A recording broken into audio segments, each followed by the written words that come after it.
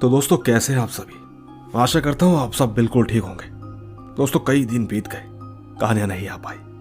उसके लिए आपसे तहे दिल से माफी चाहूंगा।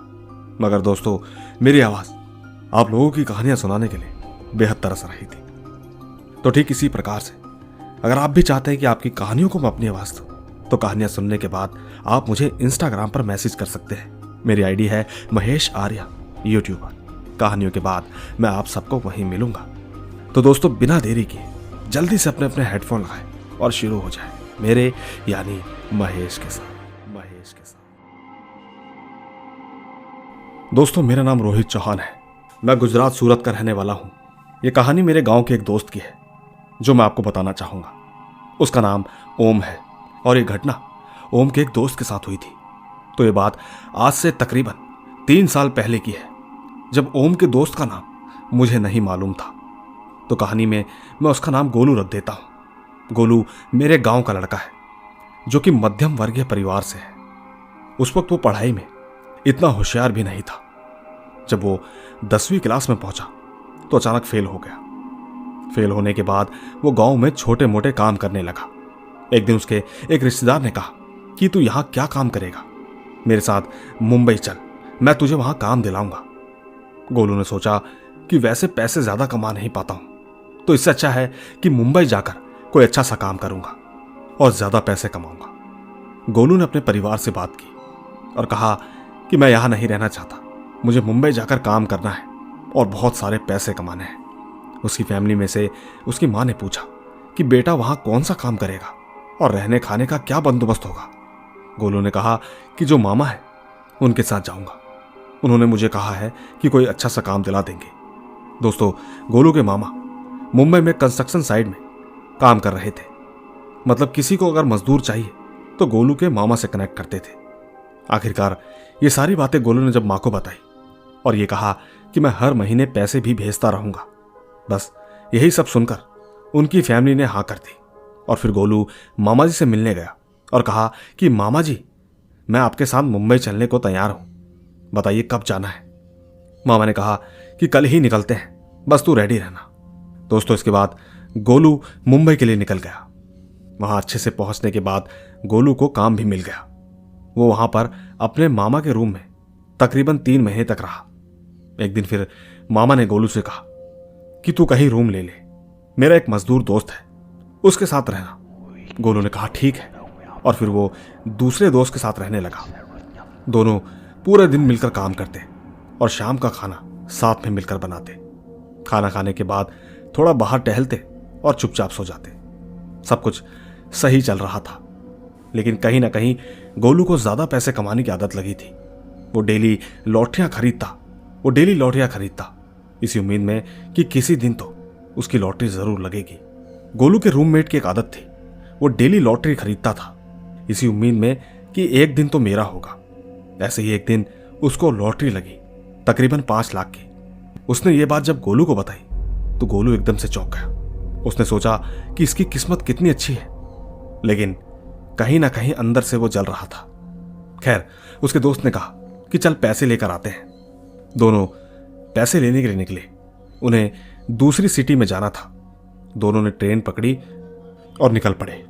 दोस्तों, गोलू ने सोचा कि मैं लॉटरी अपने पास रख लूं और इसके पैसे भी ले लूं, किसी को पता नहीं चलेगा।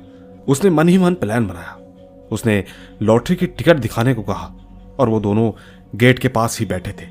बात करते करते न जाने कब उसके दोस्त का ध्यान बाहर की तरफ गया। गोलू ने उसे जोर से धक्का मारकर उसे ट्रेन से नीचे गिरा दिया। उसके दोस्त की मौत हो गई। बाकी सारे के सारे पैसे गोलू को मिल गए। इसके बाद वो मुंबई छोड़कर गांव आ गया और एक छोटी सी पान की दुकान डालकर वहां काम करने लगा।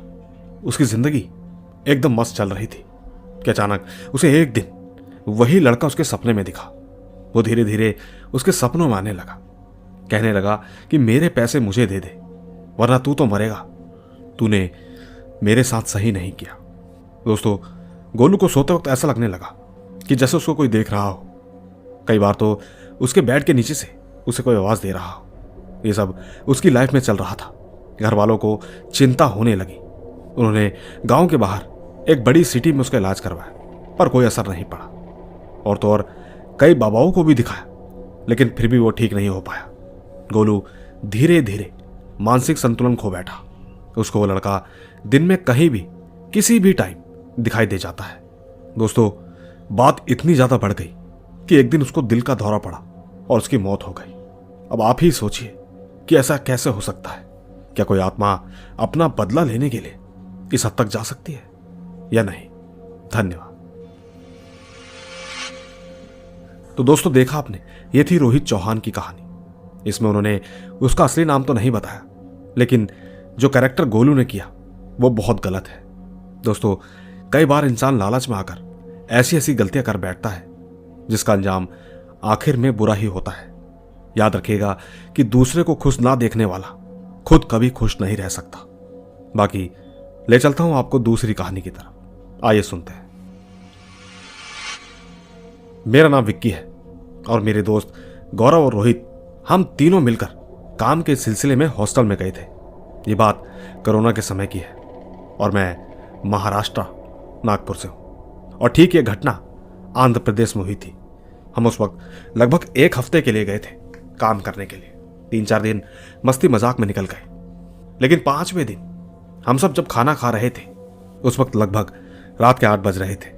खाना खाने की जल्दी वजह यह थी क्योंकि जिस एरिया में हम लोग रुके थे वो थोड़ा जंगल टाइप का था, जहां पर 6 बजे के बाद एकदम सुनसान हो जाता था। हॉस्टल में मैं मेरे दोस्तों के साथ एक गार्ड भी रहता था। खैर, हम सब ने खाना खाया और बैठने के लिए खुली जगह में चले गए। हम आपस में मस्ती मजाक कर रहे थे। बातों ही बातों में गार्ड ने बताया कि कोरोना के कारण 3 लोग मर चुके हैं, उनकी आत्मा यहां भटकती है। दोस्तों, ये बात सुनकर हम डरे नहीं, लेकिन हमारा एक दोस्त रोहित बहुत ज्यादा डरा हुआ था। नहीं मालूम कि उसको इस बात से इतना डर क्यों लगा। आखिरकार उन दिनों बहुत लोग मरे थे। खैर हम उसे चिढ़ाने लगे। 1-2 घंटे मस्ती मजाक करने के बाद फिर हम अपने रूम में चले गए। उस वक्त रात के 11 बज रहे थे। पूरा हॉस्टल सुनसान हो गया था, लेकिन हम अपने काम में फिर से लग गए। मैं सीढ़ियों से होता हुआ 3rd फ्लोर में चला गया। वहां पहुंचकर मुझे ऐसा लगा कि जैसे मैं 2nd फ्लोर पर हूं। उसी बीच मुझे कुछ आवाजें आने लगी, विक्की विक्की। मुझे लगा शायद गौरव आवाज दे रहा है, लेकिन अजीब बात तो यह भी थी कि इतने अंधेरे में वो यहां क्या करने आएगा। मैं चुपचाप रूम में जाने लगा। पूरा सुनसान अंधेरा था। मैं धीरे धीरे अंदर गया, लेकिन देखा तो वहां कोई नहीं था। मुझे लगा कि शायद अब ये मेरे साथ मजाक कर रहे हैं। मैं वापस 2nd फ्लोर में आ गया। मैंने गौरव से पूछा कि तू ऊपर क्या करने गया था, और मजाक करने का ये कोई समय नहीं है। सबने कहा कि गौरव तो हमारे साथ ही था। दोस्तों, नहीं मालूम उस बीच क्या हुआ, लेकिन ये सुनते ही मेरा दिमाग खराब हुआ। मुझे लगा कि शायद कुछ वहम हुआ होगा, लेकिन मेरी सोच दूसरे दिन गलत साबित हुई। वो कोई वहम नहीं था। वहां पर 6 कमरे थे। रात के 1 बजे मोबाइल की चार्जिंग खत्म होते जा रही थी। मेरा चार्जर 2nd फ्लोर पर रह गया था। हमारा काम 3rd फ्लोर पर चालू हो चुका था। फिर मैं और गौरव दोनों नीचे जाकर चार्जर लेने गए। मैं आगे आगे जाता रहा, लेकिन गौरव किसी काम से वापस चला गया। मुझे लगा मेरे पीछे ही है। मैंने ऐसे कहा कि भाई तू उस रूम में देख और मैं इस रूम में देखता हूं। उसने कहा कि हाँ। मैंने रूम नंबर 4 को ओपन किया। बिल्कुल अंधेरा था। मुझे वहां पर किसी की परछाई दिखी। मुझे लगा शायद गौरव होगा। मैंने बोला कि ये क्या करने आया है, ये तो उस रूम में था, यहां कैसे आ गया। उसने कोई जवाब नहीं दिया। फिर मैंने बोला कि तू देख, मैं दूसरे रूम में जाता हूं। आखिरकार मुझे मेरा चार्जर मिल गया। मैंने ठीक उसी रूम के बाहर आकर उससे कहा कि गौरव चल, मुझे चार्जर मिल गया। लेकिन दोस्तों, उसका कोई जवाब नहीं आया। इसके बाद मैंने अंदर जाकर देखा कि आखिर यह जवाब क्यों नहीं दे रहा। मुझे ठीक उस कमरे में कुछ परछाई सी दिखी, पर जब मैंने लाइट ऑन की तो अचानक परछाई गायब हो गई। मैं सच कहूं तो बड़ा परेशान हो गया कि आखिर यह हो क्या रहा है। मैं जब भागकर वापस ऊपर गया तो गौरव अपने कपड़े चेंज कर रहा था। उसने कहा कि यार सॉरी, मैं नीचे नहीं आया। दोस्तों, ये सुनते ही मेरी रूह कांप गई। मैंने अपने साथ हुई सारी बातें सभी को बताई। मेरे बताते ही सबने यकीन कर लिया, क्योंकि जब से हम यहां आए थे हमें कुछ कुछ महसूस होता था, लेकिन हमने ध्यान कभी नहीं दिया। पर खैर, उस दिन रात भर काम करके हम अपने अपने घर चले गए। हालांकि हमारे साथ हुआ तो कुछ नहीं, लेकिन जो कुछ भी मैंने देखा वो बेहद डरावना था। बस इतनी ही थी मेरी और मेरे दोस्तों की सच्ची कहानी। तो दोस्तों, ये थी विक्की की कहानी। आपको उनकी कहानी कैसी लगी नीचे कमेंट जरूर कीजिएगा, क्योंकि मैं ले चलता हूं आपको तीसरी कहानी की ओर। दोस्तों, मेरा नाम शाबिर शेख है। मैं अहमदनगर श्री रामपुर से हूं। आपको बता दूं कि ये एक बिल्कुल सच्ची घटना है। मैं रात में ऑटो रिक्शा चलाता हूं और मेरी टाइमिंग रात के 11 बजे से लगभग सुबह के 5 बजे तक होती है। तो ठीक ये घटना मेरे साथ 9 दिसंबर 2022 में घटी थी, शायद मेरे घर की परिस्थिति की वजह से, क्योंकि हालात ऐसे थे कि मुझे रात में ऑटो चलाना पड़ता था। होता यह था कि मुझे सुबह कॉलेज भी जाना होता था। पर खैर, बात उस दिन की है। मैं रात में 10 बजे खाना खाकर अपना ऑटो रिक्शा लेकर निकल पड़ा सीधा स्टेशन की तरफ। जब मैं स्टेशन पर पहुंचा तो स्टेशन एकदम वीरान पड़ा था, और तो और जो लोग मेरे साथ रिक्शा चलाते थे वहां उस वक्त कोई भी नहीं दिख रहा था।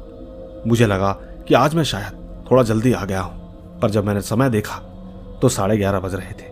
उस वक्त ठंड बहुत ज्यादा हो रही थी।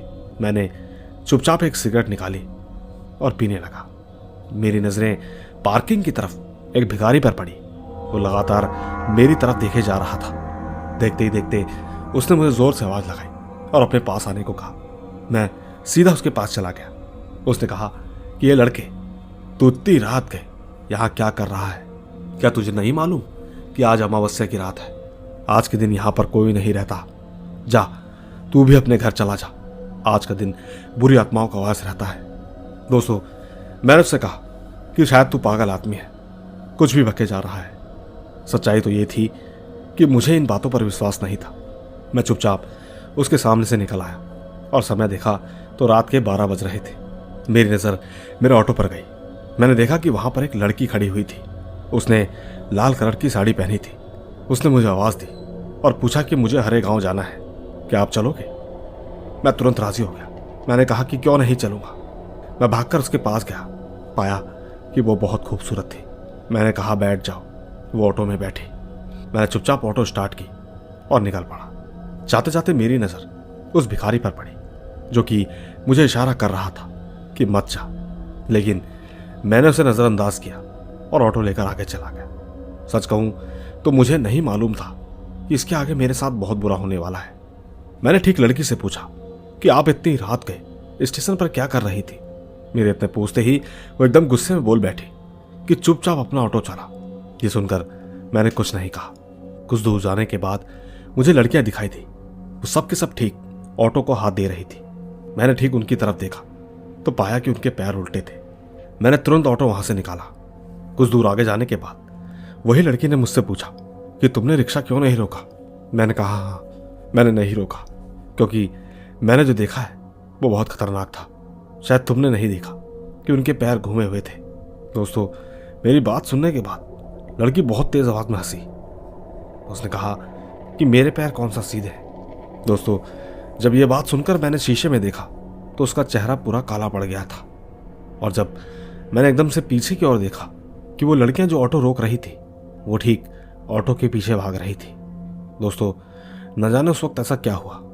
मैंने डर के मारे अपना मुंह आगे किया और फिर डरते डरते दोबारा पीछे देखा तो अब वो लड़कियां वहां नहीं थी। यकीन नहीं होता कि आखिर ये हो क्या रहा था। ऑटो भी अचानक से बंद पड़ गया। मैं ऑटो से निकलकर भागने लगा। कुछ दूर तक भागने के बाद मुझे दरगाह दिखाई दी और मैं तुरंत भागते हुए उस दरगाह के पास पहुंच गया। मेरे ऐसे हालात देखकर मुझे एक मौलाना जी दिखाई दिए। उन्होंने मेरा हाथ पकड़ा और दरगाह के अंदर लेकर गए। पूछने लगे कि ऐसा क्या हुआ। मैंने उनको अपनी सारी बातें बताई। उन्होंने कहा कि इस वक्त डरने की कोई बात नहीं है, अब तेरा कोई कुछ नहीं कर पाएगा। उन्होंने तुरंत ही मुझे दुआ का पानी पिलाया और तावीज दिया। इसके बाद मैंने पूरी रात दरगाह में गुजारी। सुबह होते ही मैं अपने घर चला गया और उसके बाद घर वालों से बात की। अब दोस्तों, आपको तो पता ही है कि जब इंसान की तबीयत खराब होती है तो वो ठीक से चल भी नहीं पाता, लेकिन मेरे साथ जो हुआ उसके बाद से मैं ऑटो कैसे चला पाता। बस इतनी ही थी ये कहानी। तो दोस्तों, देखा आपने, ये थी शाबिर शेख की कहानी। आपको इनकी कहानी कैसी लगी नीचे कमेंट्स में जरूर बताइएगा, क्योंकि अब मैं ले चलता हूं आपको हमारी आज की चौथी कहानी की तरफ। आइए सुनते हैं। दोस्तों, मेरा नाम रफ़ी है। मैं कराची में रहता हूँ। ये बात 2019 की है। हमारे घर में चाचा की शादी थी। हमारे घर वाले शॉपिंग पर गए हुए थे। उस वक्त घर में मैं और मेरा भाई, साथ ही छोटे चाचा थे। हम दोनों भाई रूम में थे। मैं थोड़ी देर के लिए बाहर गया। उस वक्त मेरा भाई गेम खेल रहा था। उस समय देखा तो शाम के 6 बज चुके थे। नमाज का टाइम हो चला था। वो ठीक जब उठा और जैसे ही पलटा तो पाया कि एक औरत खड़ी थी जिसने सफेद कपड़े पहने थे। वो उसे देखकर हंस रही थी और जैसे ही उसने भागने की कोशिश की तो वो अचानक गायब हो गई। पर खैर, इसके बाद शादी वाले दिन हम लोग चाची को लेकर घर आ रहे थे तो अचानक हमारे घर से किसी ने पत्थर मारा, लेकिन घर में तो कोई भी नहीं था। हम सब के सब उस वक्त बाहर थे। हमने इसके ठीक अगले ही दिन मौलाना को बुलाया।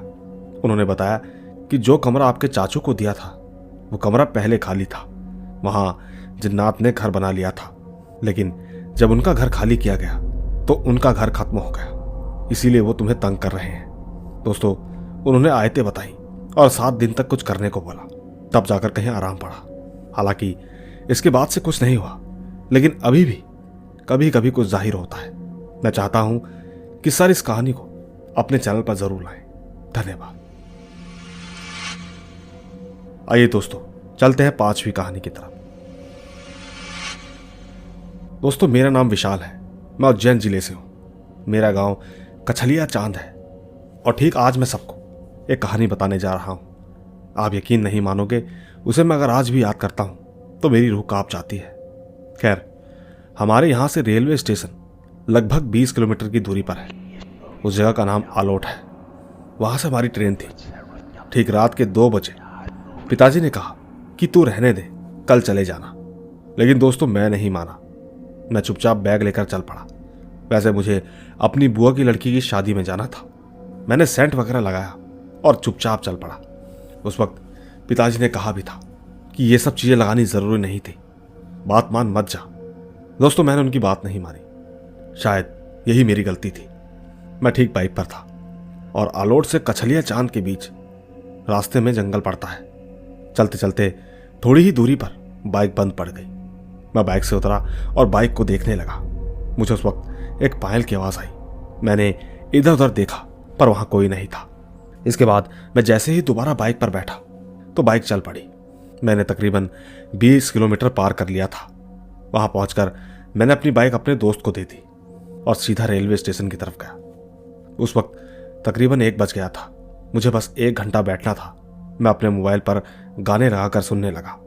कब 1 घंटा बीता पता ही नहीं चला। उसी बीच मेरी ट्रेन भी आई। मैं ट्रेन में चढ़ा। मैंने पाया कि मेरी बोगी की लाइट ही नहीं थी।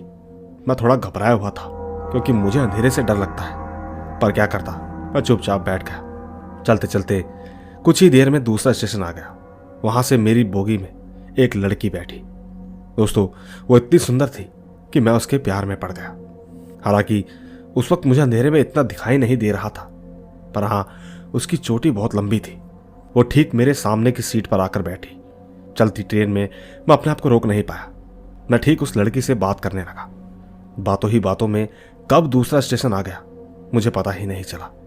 मैंने उनसे कहा कि आपका स्टेशन आ गया, पर उन्होंने कहा कि मुझे और आगे जाना है, लगभग 2 स्टेशन तक। दोस्तों, तकरीबन 2 स्टेशन पार करने के बाद मेरा स्टेशन आने वाला था।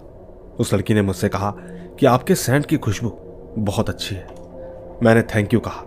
इसके बाद उसने मुझसे पूछा कि तुम कहाँ जा रहे हो। मैंने कहा मैं अपने बुआ की लड़की की शादी में जा रहा हूँ। कुछ देर बाद मेरा स्टेशन आ गया। दोस्तों, कुछ ही देर में मेरा स्टेशन आ गया और ठीक जब मैं उतरने लगा तो उस लड़की ने मेरा हाथ पकड़ लिया। मैंने कहा, अरे मुझे छोड़ दो, कौन हो तुम, छोड़ दो वरना ट्रेन चली जाएगी। कहने लगी कि मैं तुम्हारे साथ ही तो आई हूं, तुम्हें याद है तुम्हारी बाइक जंगल में खराब हो गई थी। मैंने कहा, लेकिन मैंने तुम्हें कहीं नहीं देखा। उसने कहा कि मैं तुम्हारे सेंट से मोहित होकर आई हूं। दोस्तों, सच कहूं तो मैंने अपना हाथ छुड़ाया और भाग गया। न जाने क्यों वो लड़की मेरे पीछे आने लगी। मैं बार बार पीछे मुड़कर देखता रहा। उसके कपड़े एकदम सफेद थे, बाल मुंह तक आ रहे थे। मैं भागता ही रहा। भागते भागते मैं एक मंदिर के पास पहुंचा। वो मंदिर हनुमान जी का था। मैं तुरंत वहां पहुंचा और मंदिर का गेट बंद कर दिया। सच कहूं तो पूरी रात नहीं सो पाया। सुबह जब पंडित जी आए तो मैंने उनको सारी बातें बताई। पंडित ने अपना काम किया, लेकिन इसके लगभग 2 दिन तक मैं बीमार ही रहा। डर इतना था कि उस दिन के बाद से मैं कभी अकेले उस रास्ते गया ही नहीं। बस इतनी ही थी ये कहानी। तो दोस्तों, देखा आपने, इसे कहते हैं रात के किस्से। विशाल को तो ये मालूम ही नहीं चला कि कब उसके साथ कोई बैठा और कब उसके पास तक आ गया। अब आपको इनकी कहानी में कितनी सच्चाई लगती है नीचे कमेंट जरूर कीजिएगा, क्योंकि मैं ले चलता हूं आपको हमारी आज की छठी कहानी की तरफ। आइए सुनते हैं। दोस्तों, मेरा नाम अब्दुल्लाही है। मैं महाराष्ट्र अकलूज से हूं। यह घटना मेरे साथ घटी है तकरीबन 1 अप्रैल 2023। मेरा एक दोस्त है जिसका नाम मुन्ना था। मैं और मुन्ना रात में फिश पकड़ने जा रहे थे। हमारा प्लान यह था कि रात को जाल डालकर जाएंगे और सुबह होते ही तालाब से सारी मछलियां ले आएंगे। एक रात हम लोग जाल डालने गए। हम दोनों तालाब में उतरे। मैं जाल बिछा रहा था, लेकिन नहीं मालूम कि उस रात मुझे अजीब सा फील हुआ। मुन्ना तालाब के गहरे पानी में चला गया। जाल डालने के बाद हम दोनों बाहर आने लगे, पर मुन्ना वहीं पर था। मैंने उसे आवाज दी कि आजा बाहर, लेकिन वो अपनी जगह से हिल ही नहीं रहा था। देखकर ऐसा लगा कि वो तैरने की कोशिश तो कर रहा है, लेकिन आ नहीं पा रहा। बस समझ गया कि शायद कोई तो शक्ति है जो इसको बाहर नहीं आने दे रही। आपको बता दूं कि मैं मुसलमान हूं। मैंने फौरन अपने हाथों में तालाब का पानी लिया और उस पानी में कुरान शरीफ का सूरा पढ़कर फूंक दिया। मैंने जैसे ही पानी तालाब में फेंका तो यकीन मानिए मेरा दोस्त बाहर की ओर आने लगा। अब दोस्तों, जिसके साथ ऐसा होगा, क्या वो दोबारा उस जगह पर जाएगा? कभी नहीं। दोस्तों, सोचकर देखो, अगर उस रात कुछ भी हो जाता तो मैं उसकी मां को क्या जवाब देता? बस इतनी ही थी ये कहानी। तो दोस्तों, ये थी अब्दुल हादी की कहानी। हमें कई कहानियां बहुत सारी सीख देती है, और मैं सबसे आशा भी करता हूं कि इन कहानियों से डर लगे या ना लगे, लेकिन हमें सीख जरूर लेनी चाहिए, क्योंकि हर बार कहानी डरावनी नहीं होती। दोस्तों, इसी के साथ मैं अपनी आवाज को भी विराम देना चाहूंगा, लेकिन जाते जाते एक किस्सा आपको और सुनाए चलता हूं, जो कि हिबा सैयद ने भेजा है। वो महाराष्ट्र अकलूज से है और यह घटना उनके दादाजी के साथ हुई थी, मतलब 40 साल पहले। दोस्तों, उस जमाने में व्हीकल्स नहीं हुआ करते थे, लेकिन दादा के पास साइकिल थी। वो रोज महेश्वत काम को जाते थे। वहां पर एक घाट भी है जो कि श्रापित माना जाता है, लेकिन दादा को इन सब में बिलीव नहीं था। एक दिन की बात है, दादा दादी की दवाई लेने के लिए महेश्वत जा रहे थे। आपको बता दूं कि हमारे गांव में मेडिसिन नहीं मिलती थी, इसलिए दूर से मेडिसिन लानी पड़ती थी। वैसे तो कई बार वो दवाइयां लेकर उस घाट से सही सलामत वापस आ जाते थे, लेकिन न जाने शायद वो अमावस्या की रात थी, और दूसरी बात, दादा इन सब पर भरोसा नहीं करते थे। वो दोपहर का खाना खाने के बाद दवाई लेने के लिए निकल पड़े। उन्हें आते आते लगभग 11:30 हो गए। वो ठीक उसी घाट के रास्ते से आ रहे थे, लेकिन उन्हें बिल्कुल भी डर नहीं लगता था। पर उस रात उस घाट में प्रवेश करते ही छम छम करती हुई एक बहुत ही भयानक लेडी उनके सामने आई। वो उनसे कहने लगी कि यह घाट जहां पर खत्म होता है उसे वहां छोड़ दो। लेकिन सच तो यह है कि दादाजी ने उसके पैर देख लिए थे। दादाजी उस वक्त साइकिल पर थे, और यह तो कहा ही जाता है कि भूत छलावे वगैरह आग से डरते हैं। उस वक्त मेरे दादाजी के पास मशाल भी थी। उन्होंने कहा कि वो खुद चलकर पीछे आकर बैठ जाए, लेकिन दूसरी तरफ उसको उस आग से डर भी लग रहा था। उस लेडी ने कहा कि मुझे घाट के एंड पर छोड़ दीजिए। इतना कहकर वो जोर जोर से हंसने लगी। सच कहूं तो दादाजी की सिट्टी पिट्टी गुम हो गई। उन्होंने बिना देरी किए पूरी स्पीड से साइकिल चलाई और जल्दी से घाट के बाहर आ गए। इसके बाद जब उन्होंने पीछे मुड़कर देखा तो वो औरत दादाजी को देखकर हंसने लगी। कहने लगी कि आज तो तू बच गया, मगर अगली बार नहीं बचेगा। दोस्तों, दादाजी इतने डर गए कि उन्होंने साइकिल अपने घर पर आकर ही रोकी। फिर दोस्तों, इस घटना के बाद से वो तकरीबन 8 से 10 दिन तक बीमार रहे। बाकी झाड़ फूक करते करते वो बिल्कुल ठीक हो गए। बस इतनी ही थी ये कहानी। तो दोस्तों, यही थी हमारी आज की कहानियां। मैं उम्मीद करूंगा कि हर बार की तरह इस बार भी आप इस कहानियों को प्यार देंगे। मैं बस आपकी कहानियों को अपनी आवाज देकर आप लोगों तक पहुंचाता हूं। बस आप कहानियों को लाइक और कमेंट्स तो जरूर करें, बाकी मैं जल्द ही मिलता हूं आपसे इसी तरह की रोमांच भरी रहस्यमयी कहानी और किस्सों के साथ। बस तब तक आप अपना और अपने परिवार का ख्याल रखें। चलता हूं, बाय बाय।